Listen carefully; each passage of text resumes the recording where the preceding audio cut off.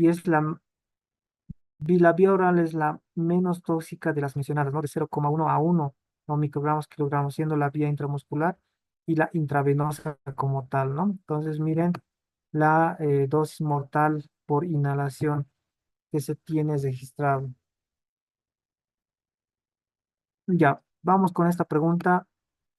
Un paciente presenta parálisis bilateral de pares craneales y debilidad descendente. En el diagnóstico diferencial, ¿cuál de estos hallazgos apoyarían más el diagnóstico de botulismo sobre el Guillain-Barré?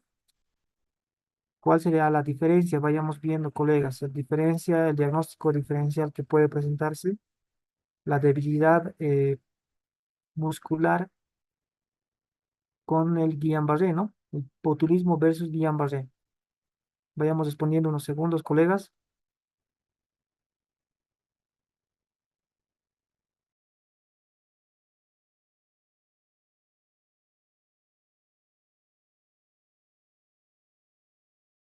Ya, muy bien.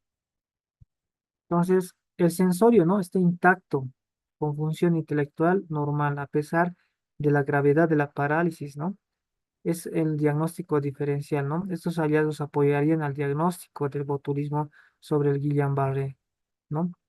Porque el sensorio está intacto, no hay una alteración de la función intelectual, ¿no? A pesar de que la parálisis puede estar grave, ¿no? Empezando precozmente por la parálisis de los pares craneales, ¿no? Entonces, el botulismo se caracteriza por mantener al paciente consciente y con función intelectual normal, ¿no? El Guillain-Barré suele presentar elevación de proteínas, ¿no? La disociación albúmina citológico y paralizar. La parálisis es ascendente, ¿no? Entonces, es otra característica clínica versus al botulismo, ¿no? En el botulismo, el líquido cefalorraquídeo suele ser normal dentro del diagnóstico diferencial que se debe presentar, ¿no? Respecto a la epidemiología, ¿no? Reportada en América del 2001-2017 que hemos mostrado en el cuadro, ¿cuál de estas correlaciones entre tipo de botulismo y serotipo predominante es correcta, ¿no? Sobre estos hallazgos epidemiológicos? Entonces, el botulismo transmitido por alimentos, el serotipo A causó el 65% de los casos, ¿no? Entonces, en este reporte epidemiológico de los últimos 20 años, en este caso, ¿no? Desde el 2001 hasta el 2017, ¿no? De esos casi 20 años, el botulismo transmitido por alimentos, el producido por el serotipo A, causó el 65% de los casos. Entonces, ¿cuál es el serotipo reportado con mayor porcentaje de casos durante los últimos años? Ha sido el serotipo A. ¿Cuál ha sido la vía de transmisión? Ha sido la vía por alimentos, ¿no? Entonces, eso igual tomar en cuenta sobre el reporte, ¿no? Del serotipo en alimentos y obviamente también el que ha demostrado el botulismo por herida de serotipos, que ha sido serotipo A, ¿no? Con un 92% y se asoció en un 95% en las drogas inyectables. Entonces, el serotipo A sigue siendo nomás el líder dentro de los serotipos, dentro de las neurotoxinas de botulismo, ¿no? En el botulismo por herida asociado al uso de drogas, ¿cuál es el factor de riesgo más prevalente identificado en la literatura? Entonces, el factor de riesgo más identificado obviamente es la inyección subcutánea y tisular, ¿no? De skid protein de heroína alquitranada, ¿no? Entonces, el aumento sustancial de estos casos de botulismo por herida en América del Norte, los Estados Unidos, se vincula directamente con la inyección subcutánea no tisular, obviamente de la heroína alquitránea, ¿no? Entonces es el principal factor de riesgo más prevalente, ¿no? Que se ha identificado a la botulismo. Es característica de la que afectación tiene a nivel del sistema autónomo. Vamos dándonos unos cuantos segundos para responder la misma.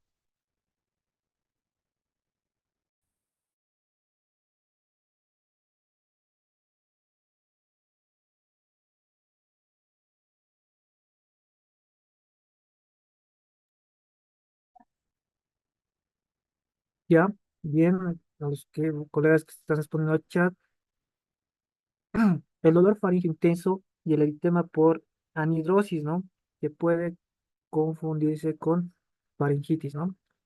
Entonces, es una manifestación clínica característica de la afectación del sistema autónomo en el botulismo, ¿no?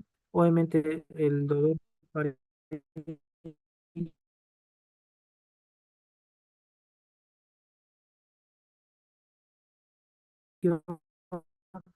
que puede, ¿no? El compromiso autonómico puede causar anhidrosis, ¿no? Y manifestarse como dolor faríngeo intenso que simula una faringitis. Los reflejos tendinosos distales, por el contrario, suelen disminuir. Entonces, al controlar, al ver este sistema autónomo alterado, nos hace simular una faringitis, ¿no? Intensa. Sobre las pruebas de laboratorio para la confirmación de botulismo, ¿cuál es la afirmación correcta?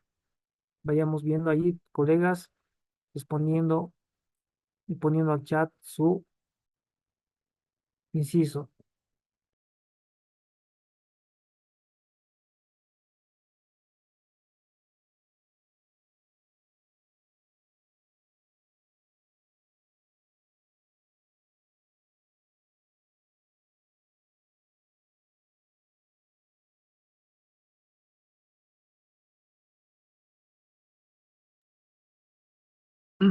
¿Ya? Entonces, la identificación, ¿no? De la neurotoxina botulínica en heces o el aislamiento de especies de Clostridium productores efectivos de herida confirman el diagnóstico, ¿no? Entonces, la confirmación de la neurotoxina botulínica en sueros o en heces o aislamiento de bacterias en heces o heridas, ¿no? Es nomás el laboratorio de confirmación que se identifica o que se sugiere dentro de la identificación de la neurona, la neurotoxicidad botulínica, ¿no? Vayamos con la pregunta 8. Vamos a tener dos preguntas más. En cuanto al tratamiento con antitoxina botulínica,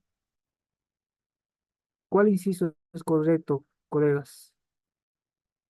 ¿Qué dice la literatura respecto al tratamiento con antitoxina botulínica?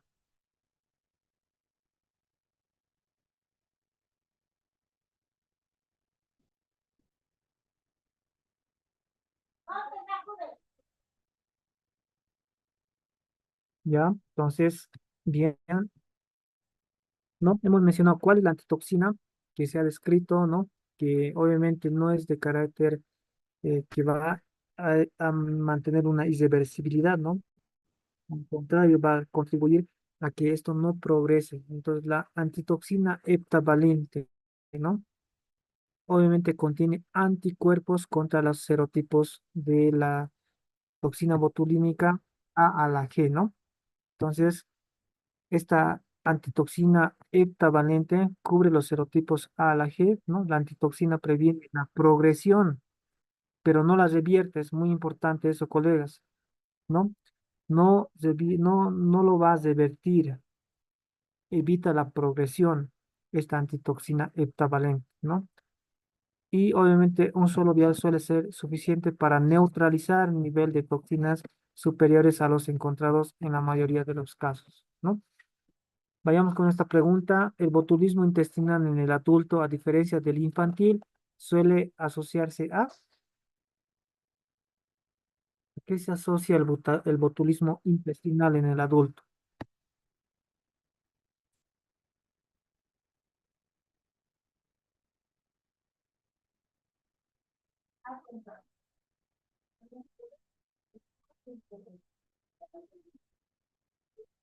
Ya, bien. El botulismo intestinal en el adulto, a diferencia del infantil, pues estos es por la alteración anatómica quirúrgica o el uso prolongado de antibióticos, ¿no? Que alteran la microbiota. Entonces, si bien, digamos, el Clostridium como tal es pues un invasor intestinal, ¿no? Si bien el tratamiento, por ejemplo, en cuidados críticos, el tratamiento de alguna infección, un proceso séptico, pues prácticamente puede alterar la barrera o la flora microbiota intestinal normal, ¿no? Y obviamente ahí es donde el Clostridium pues tiene una alta colonización y puede ser obviamente un agente para alteraciones gastrointestinales. Entonces, de la misma forma, las alteraciones anatómicas quirúrgicas y el uso prolongado, pues, es un mecanismo por el cual el botulismo intestinal en el adulto suele asociarse, ¿no? Aunque es raro, pero la colonización intestinal en adultos se facilita por las anomalías anatómicas, cirugías o el uso prolongado de antibióticos, ¿no? ¿Cuál es la principal recomendación de prevención primaria para evitar el botulismo infantil? Algo para aclarar, colegas, ¿no? Acá, por ejemplo, el uso de la miel, ¿no? No es en mayores de 60 años, ¿no? Acá el inciso A, esto hubiera sido, ¿no? La ingesta de exclusiva de miel, ¿no? En lactantes, ¿no? Que es la principal, el factor de riesgo importante, pero en lactantes menores de un año, ¿no? Solamente para recalcar eso. ¿Cuál es la principal recomendación de prevención primaria para evitar el botulismo infantil según el documento, ¿no? Entonces, ¿cuál es la principal recomendación que menciona como un mecanismo de prevención primaria para evitar el botulismo infantil?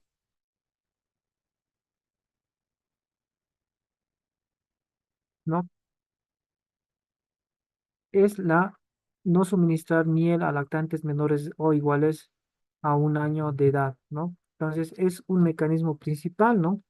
Que hemos mencionado que es la prevención primaria para evitar el botulismo infantil, la no administración de miel en lactantes menores de un año. Bueno, hasta ahí hemos terminado con la parte de botulismo. Y para ir cesando, vamos a empezar con no, poner Recording stopped. ya. Ah, entonces, como enfermedades que se presentan, ¿no? Dentro de el menor porcentaje todavía está en el temario, la patología del tétanos, ¿no? Entonces, el tétanos, y ese, bueno, vamos a entrar con este tema que nos corresponde al cronograma del día de hoy. Vamos a terminar con el banco de preguntas respecto a este tema de tétanos, ¿no? A ver, un momento, vamos a poner la Recording in progress. presentación y vámonos a hablar de tétanos, que es igual otro tema importante respecto a esto, ¿no? Entonces, el tétanos como tal, ¿no? Obviamente es igual una amenaza grave, una enfermedad obviamente prevenible, ¿no? Que obviamente es aguda y grave y manifestada por espasmos de músculo estriado y disfunción del sistema nervioso autónomo, ¿no?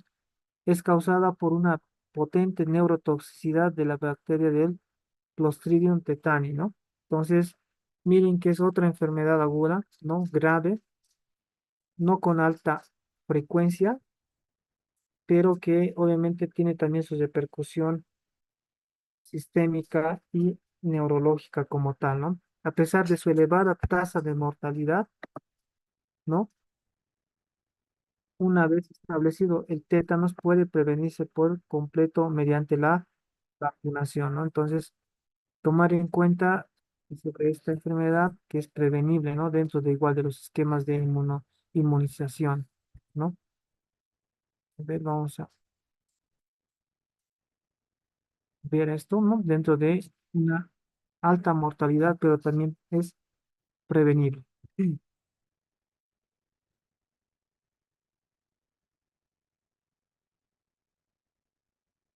¿Ya? Ahora, dentro de eso, ¿no? Del tétanos,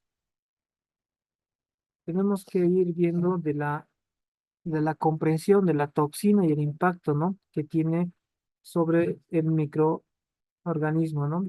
El agente causal, hemos mencionado el Clostridium tetani, un bacilo anaerobio, gram positivo y formador de esporas, ¿no?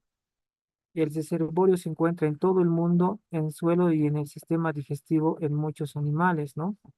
Y la clave de supervivencia, sus esporas son extremadamente resistentes, ¿no?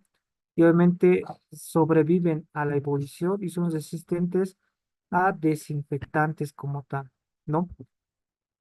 A ver, vamos a ir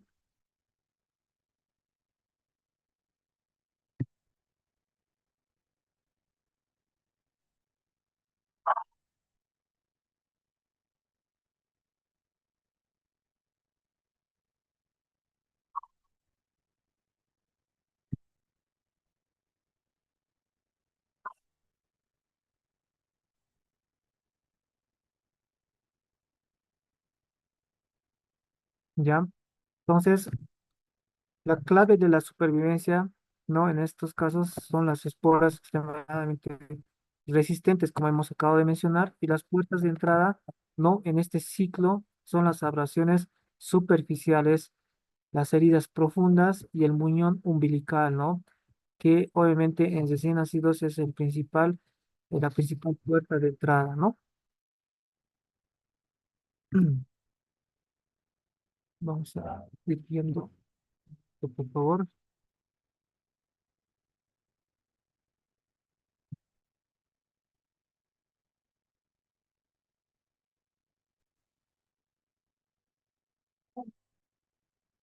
Ya, entonces,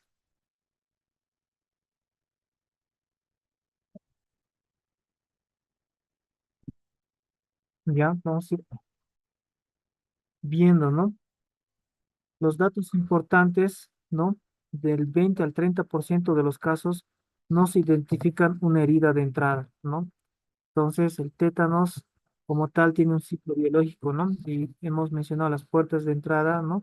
Por abrasiones, heridas, el recién nacido también son puertas de entrada en el cual pueden presentarse, ¿no?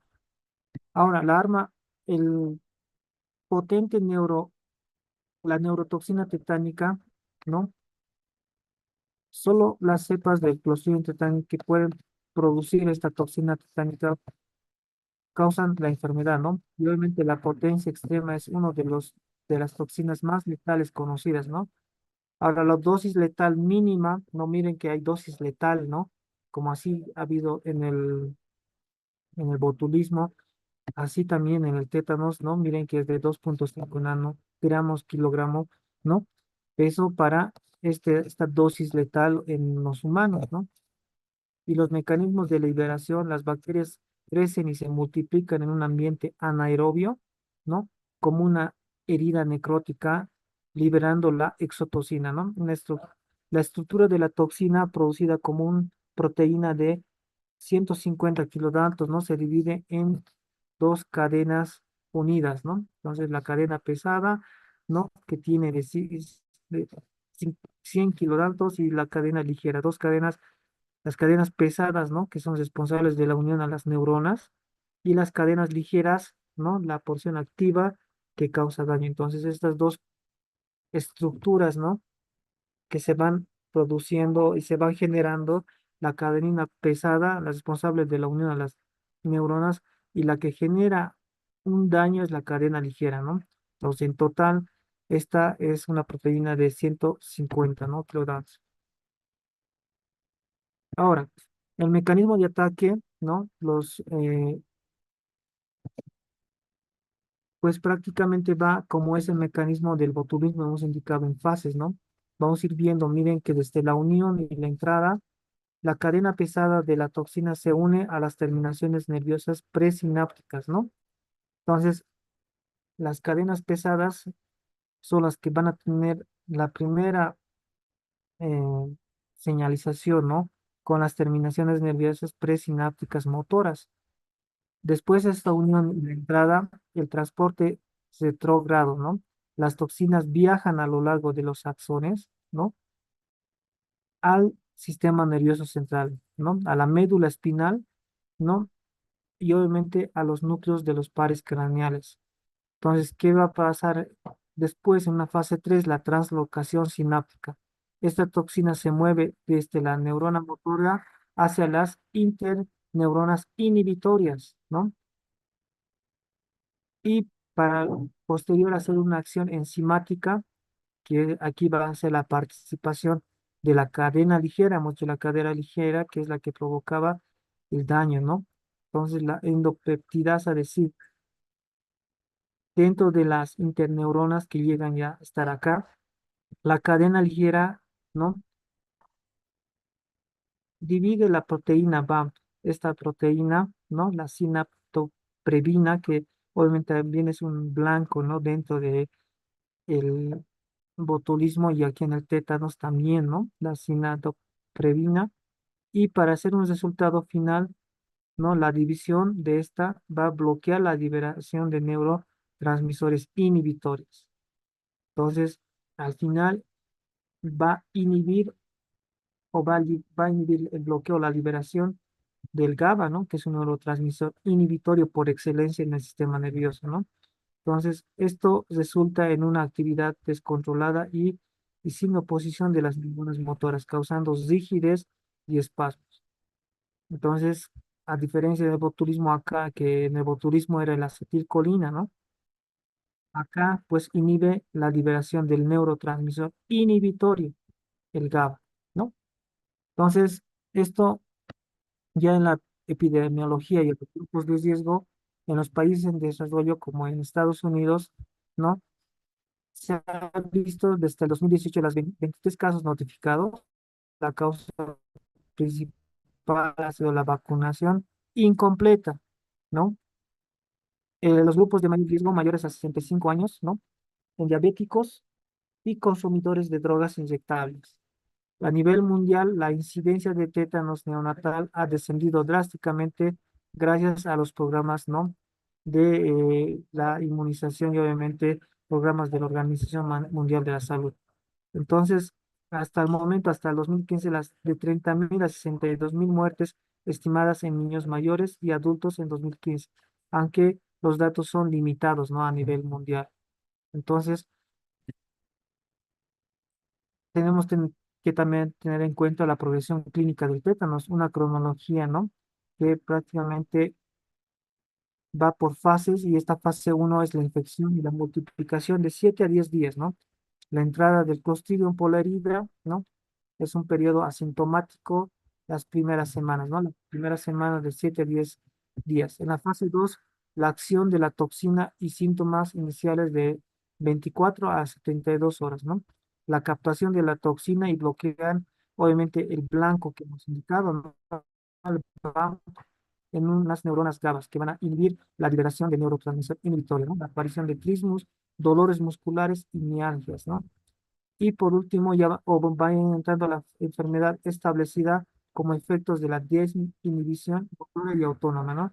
Entonces aquí se ve espasmos musculares local y generalizado, la inestabilidad cardiovascular, ¿no? Y obviamente esto es relacionado por una taquicardia o bradicardia y síntomas sistémicos como fiebre y aumento de secreciones. Y la fase 4 daría una fase de recuperación de 4 a 6 semanas, ¿no? Degradación de la toxina, cese de espasmos, restauración del tono muscular y control cardiovascular y autónomo. Entonces, esta fase 4 donde se presenta de 4 a 6 semanas, ¿no? Entonces, tomar en cuenta en tiempos y en fases respecto a estas etapas del tétanos, ¿no? Una cronología que se basa en tiempos y en fases, ¿no? La manifestación clínica del trismus a la insuficiencia respiratoria, ¿no? Durante las primeras fases o las primeras semanas, ¿no? Entonces, ¿cuál es el aspecto clínico? El tétanos localizados puede presentar espasmos musculares en una región aislada del cuerpo, ¿no? El trismus, el espasmo laringio o la disfunción autonómica, ¿no? Una taquicardia, una bradicardia. El tétano cefálico, ¿no? Afecta pares craneales, el espasmo faríngeo o laringio puede ser fatal, ¿no? Entonces aquí también tienen compromiso, ¿no? No por la inhibición del GABA, ¿no? El tétanos generalizado es la forma más común. Dentro de todos los tétanos, presentaciones clínicas, el tétanos generalizados nos indica que es el más común, ¿no? Y obviamente empieza con trismus, rigidez muscular, lumbalgia y disfagia, progresando, ¿no? A un espasmo generalizado dolorosos que pueden causar fracturas. El espasmo de los músculos laríngeos y respiratorios conduce a una insuficiencia respiratoria, que es la causa más frecuente de muerte sin soporte ventilatorio. Entonces, la disfunción autonómica máxima en la segunda semana, inestabilidad cardiovascular severa se convierte en la principal riesgo de muerte, ¿no? Entonces, ya aquí hay una disfunción de inestabilidad cardiovascular. El tétanos neonatal se presenta característicamente como incapacidad para la succión, ¿no? Y obviamente el indicador, el pronóstico clave son los periodos de incubación e inicio más cortos, se asocian con un peor pronóstico. Entonces, las estrategias de diagnóstico y prevención que combatir es muy importante respecto a la presentación y a la emergencia, que se basa en el criterio clínico que se tiene que tener, ¿no? El principio fundamental, el diagnóstico se basa en las manifestaciones clínicas. No se debe retrasar el tratamiento en espera de resultados, ¿no? Entonces, miren que esta definición de la CDC, ¿no? Que define a una enfermedad aguda hiper, con hipertonia o espasmos musculares generalizados sin otra causa médica evidente, ¿no? Entonces, esta es una definición eh, generada por el CDC. Y obviamente el apoyo del diagnóstico, si ésta se dispone, pues se tiene que ser el cultivo, ¿no? De la herida y niveles de inmunoglobulina G antitetánica en suero, ¿no? Entonces se mide antes de administrar la antitoxina y un nivel de 0,1 unidades ml se considera protector y no apoyan el diagnóstico de tétanos, ¿no? Entonces, de los niveles de inmunoglobulina G antitetánica y los cultivos C son el apoyo diagnóstico si se dispone, ¿no? El diagnóstico diferencial, obviamente, es por una intoxicación por alguna estricnina o la reacción de distintos fármacos antidopaminérgicos que pueden presentar ciertos criterios clínicos semejantes al tétanos, ¿no? En neonatos, obviamente, la hipocalcemia y la meningoencefalitis también tiene que ser un diagnóstico de diferencial importante, ¿no? En la presentación neonatal. Entonces, los tres pilares del tratamiento, ya entrando a la parte del tratamiento, obviamente dedicar la fuente y neutralizar la toxina, obviamente con cuidados de la herida, la limpieza, ¿no? Los antibióticos que se recomiendan de elección es el metronidazol, ¿no? Durante 7 días, y obviamente la antitoxina administrada de forma temprana, se prefiere la inmunoglobulina de tetánica humana, ¿no? En una dosis única. Entonces, si bien esta es erradicar la fuente y neutralizar la toxina, pues se hace a través de medidas de la herida, el antibiótico y el antitoxina. Y la antitoxina que van a revertir esta presentación, ¿no? El segundo pilar es controlar los síntomas musculares, ¿no? Controlar los espasmos, ¿no? A través de la sedación con benzodiazepinas. El sulfato de magnesio se usa como un relajante muscular, ¿no? Entonces, el control de espasmos es muy importante respecto a la controlar esta rigidez muscular, ¿no? Que provoca obviamente dolor. El ambiente, el paciente debe estar en un entorno tranquilo y silencioso, y obviamente en los casos graves puede requerir un bloqueo neuromuscular y sedación, ¿no? Obviamente esto en unidades de cuidado crítico, ¿no? Y por último, el tercer pilar que hace es el mantener las funciones vitales, ¿no? Obviamente la vía aérea se debe de asegurar, ¿no? Y si es posible, la traqueostomía es habitual en casos graves, ¿no? Por el gran compromiso del espasmo faríngeo, ¿no? Y laringio que pueda presentarse. El soporte cardiovascular por la inestabilidad que puede presentar en una taquiarritmia o una bradiarritmia, que se tiene que ser monitorizado igual un soporte cardiovascular, y los cuidados de soporte respecto a la profilaxis para trombosis venosa profunda, ¿no? Entonces ahí tenemos los tres pilares que menciona respecto a esto, ¿no? Entonces, el pronóstico y los factores determinantes a largo plazo, ¿no? El principio general es un desarrollo rápido de la enfermedad, ¿no? Periodos cortos de incubación e inicio se correlacionan con un peor pronóstico, ¿no? Entonces, los factores de mal pronóstico es la edad mayor a 70 años, periodos de incubación menos de 7 días, periodo de inicio menos de 48 horas, el sitio de entrada en la quemadura o en el postquirúrgico o la intravenosa, ¿no? Son factores de mal pronóstico, la fiebre o la taquicardia al ingreso, donde ya incluso puede hallarse de una infección aislada o combinada con otros diferentes infecciones, ¿no? En neonatos, el bajo peso al nacer, prematuro, periodo de incubación menos de 6 días, uso de pasto para cortar el cordón, ¿no? En medicina tradicional que se presenta igual en nuestra región, y los espasmos graves al ingreso, ¿no? Entonces son factores de mal pronóstico. Y obviamente las secuelas a largo plazo, los supervivientes, especialmente los ancianos, pueden tener peores resultados funcionales, ¿no? Niños y recién nacidas tienen altos riesgos de secuelas neurológicas, ¿no? Un trastorno del aprendizaje, problemas de conducta y puede llegar a parálisis cerebral o hipoacusia, ¿no? Por afectación de pares craneales. Entonces, la demencia o la defensa definitiva, ¿no? De prevención mediante la inmunización y cuidado se debe de hacer, ¿no? En la infancia, ¿no? En los niños y los adolescentes, ¿no? Y en los adultos. Entonces, el manejo de la herida, ¿no?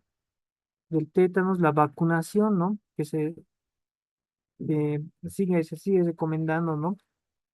Obviamente, como un manejo global dentro de la Organización Mundial de la Salud y obviamente la prevención materna y neonatal. Entonces, una nota importante es que la infección natural por tétanos no confiere inmunidad.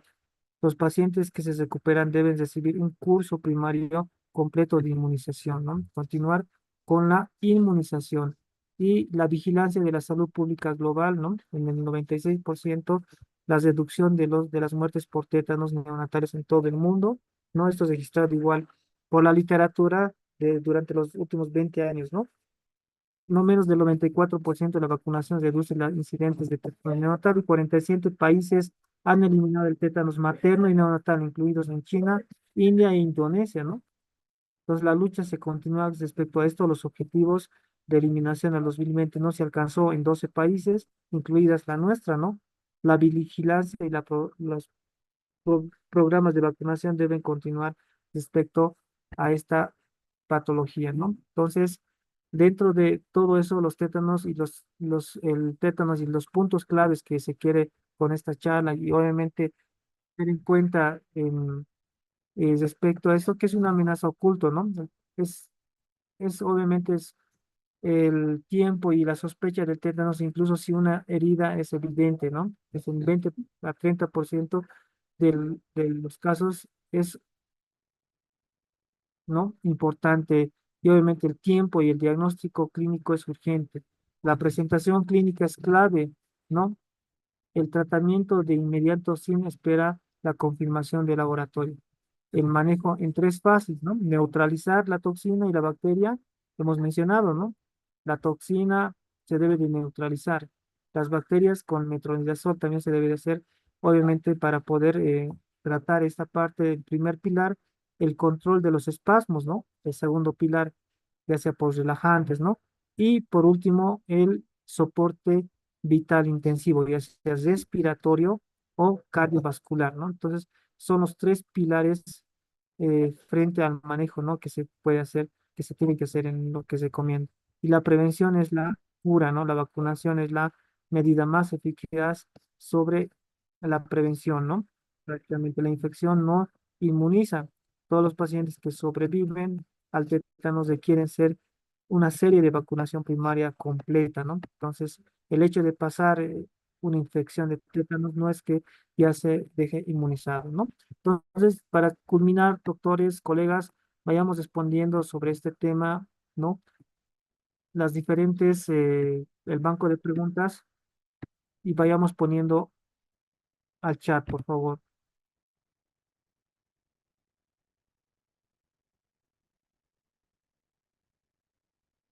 Respecto a la fisiopatología molecular del tétanos espasmina, ¿cuál es el mecanismo exacto por el cual se produce la desinhibición de la motoneurona alfa? Entonces, dentro de la fisiopatología molecular, ¿no? Hemos ido mencionando, vayamos dando unos segundos, ¿no? Muy importante, ¿no? Bien para los colegas que están atentos, que están siguiendo la charla y obviamente esto reforzando ya este tema también, como aquellas preguntas que puedan ingresar, ¿no? A la, entonces, hemos dicho que el blanco principal era la incisión de la sinaptoprevina, ¿no? Que es el blanco de esta neurotoxina, ¿no? Obviamente en las interneuronas y obviamente al inhibir y van a hacer que van a inhibir el GABA, ¿no? El neurotransmisor inhibitorio por excelencia en el sistema nervioso central, ¿no? Entonces, algo muy importante del cómo actúa la fisiopatología molecular, ¿no?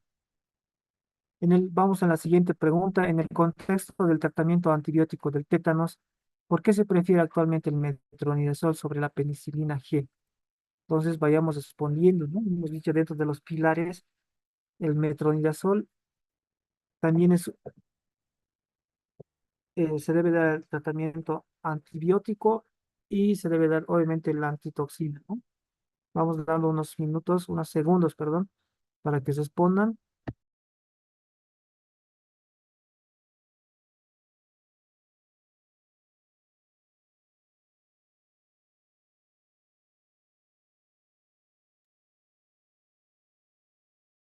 ¿Ya?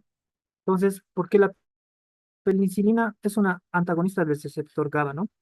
Y puede exacerbar los espasmos, ¿no? Por eso actualmente el metronidazol es el tratamiento de elección, ¿no? La penicilina, aunque efectiva contra la bacteria, aunque teóricamente como un antagonista de los receptores GABA, lo que podría potenciar clínicamente los espasmos, ¿no? Por eso es referente a la penicilina como tal. Vamos con la siguiente.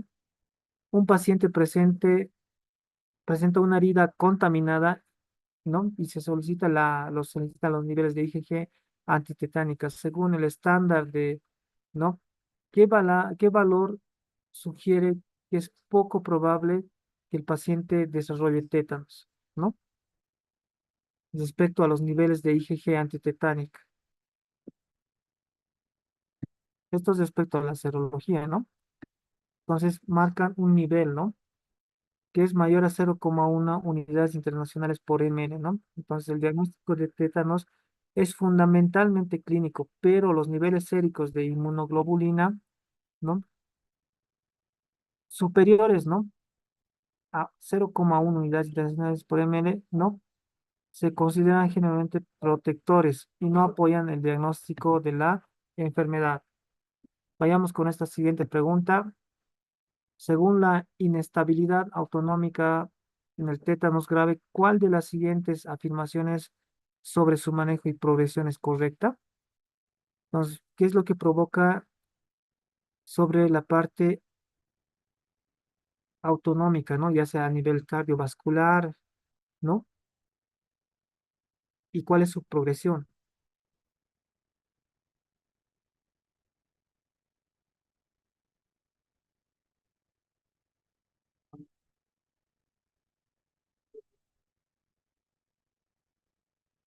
¿Ya? Entonces, el sulfato de magnesio intravenoso se utiliza para intensificar la sedación y mejorar la inestabilidad, ¿no? Entonces, eso es una medida, ¿no? Donde el cual se tiene que tener en cuenta el sulfato de magnesio, ¿no? La inestabilidad cardiovascular alcanza su pico en la segunda semana y es difícil, ¿no? De tratar y se recomienda intensificar la sedación con sulfato de magnesio, ¿no? Obviamente esto para poder evitar o hacer una relajación y obviamente es obviamente vital evitar los beta bloqueantes de acción prolongada, pero el sulfato de magnesio está indicado, ¿no? Como un pilar fundamental también para manejar la sedación y mejorar la inestabilidad. En la epidemiología moderna del tétanos en países desarrollados, ¿no? ¿Cuál de estos grupos presenta un riesgo significativamente elevado? Entonces, ¿a qué población, ¿no? De hablando epidemiológicamente, ¿no? Que indica la literatura, pues tiene un grupo que presenta un riesgo significativamente elevado. Vayamos dando unos segundos para la respuesta.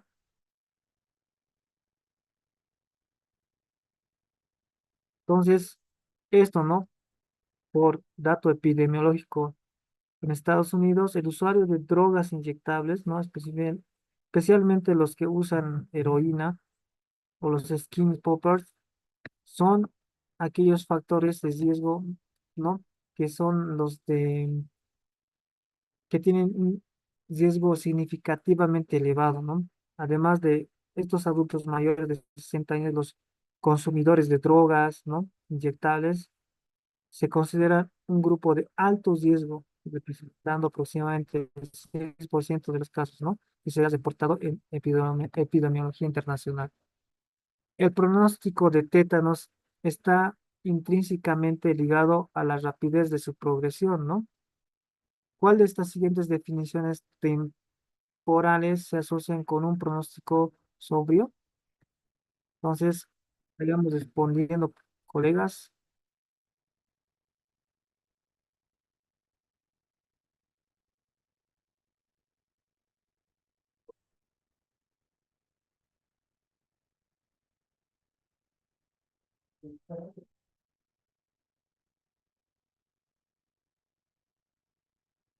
¿Ya? Entonces, un periodo de inicio menor de 48 horas en adultos, ¿no? Entonces, se asocia con un pronóstico sombrío, ¿no? En el cual estos factores como ven de incubación menos de 7 días en adultos o menor a 6 en neonatos o un periodo de inicio menor de a 48 son indicadores de mal pronóstico, ¿no? Entonces, tener en cuenta igual cuando es un mal pronóstico respecto al tiempo y la evolución, ¿no? De la enfermedad. Y lo va asociando, ¿no? Al periodo de incubación que es menor a 7 días en adultos y en un periodo de inicio de menos de 48 horas son obviamente indicadores de mal pronóstico. En cuanto a la recuperación del paciente con tétanos, ¿cuál es una medida indispensable antes del alta hospitalaria? ¿No? Esto va dentro de las recomendaciones también dentro de la Organización Mundial de la Salud. Vayamos respondiendo, colegas.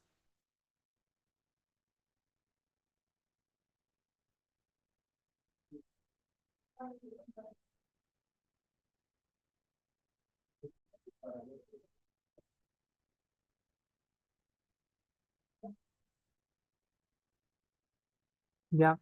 Entonces, administrar, ¿no? Un curso primario de inmunización, ¿no? Entonces, hemos dado también ver que la infección, ¿no? Natural por Clostridium no va a conferir una inmunidad, ¿no? Porque la toxina tetánica es muy potente y las dosis que causan la enfermedad son insuficientes, ¿no? Entonces, por ello se recomienda continuar con la inmunización. El diagnóstico diferencial del tétanos neonatal debe incluir obligatoriamente intoxicación por estricnina solamente, reacciones distonómicas por fármacos antidopaminérgicos, hipocalcemia y meningoencefalitis, infecciones bucofaringeas que causan trismus, la obstrucción de la vía respiratoria por malformaciones congénitas. Entonces, ¿qué debe de incluir frente al diagnóstico diferencial del tétanos neonatal? Que hemos dicho bien claro, ¿no? ¿Qué debo sospechar? Si pensando en un tétanos, ¿qué es lo que debo de descartar? Hacer el diagnóstico diferencial. Hablando del tétanos neonatal, vayamos respondiendo, colegas. Bien, colegas. Bien, Juan. Tania, Gensi, Álvaro, Agustín, Roxana. Entonces, en la literatura nos mencionan, ¿no? Que obviamente la hipocalcemia y la meningoencefalitis es una clave del diagnóstico diferencial del tétanos, ¿no? Entonces, esta tríada, tétanos, hipocalcemia y meningoencefalitis, tiene que estar asociados en el diagnóstico diferencial, ¿no? Entonces, es muy importante tomar en cuenta los principales diagnósticos diferenciales. Sobre el uso de la inmunoglobulina tetánica, ¿cuál es la recomendación terapéutica correcta? ¿No?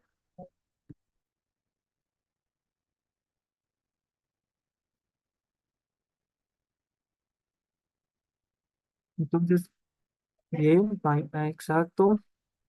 Vamos a ir viendo que la dosis única intramuscular recomendada es de 500 a 5000, ¿no? Unidades internacionales recomendadas sobre, obviamente, la inmunoglobulina tetánica, ¿no? La inmunoglobulina tetánica humana es la preparación de elección, ¿no? Se aplica en una dosis única, ¿no? De 500 a 5000 por vía intramuscular y se recomienda inyectar una parte de la dosis alrededor de la herida, ¿no? Ahí tienen la dosis, establecer criterios específicos para la eliminación del tétanos neonatal. ¿Cuál es el umbral definido? Entonces, hay criterios, ¿no? Que lo ha indicado para la eliminación del tétanos neonatal. Entonces, esto ya dentro de un perfil epidemiológico, ¿no?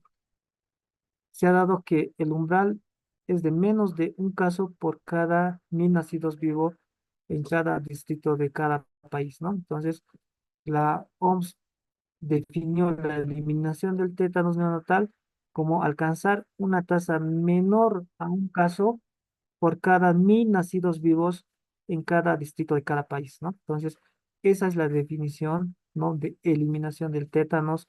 Respecto a estas definiciones de epidemiología, respecto a la eliminación, ¿no? Del tétanos.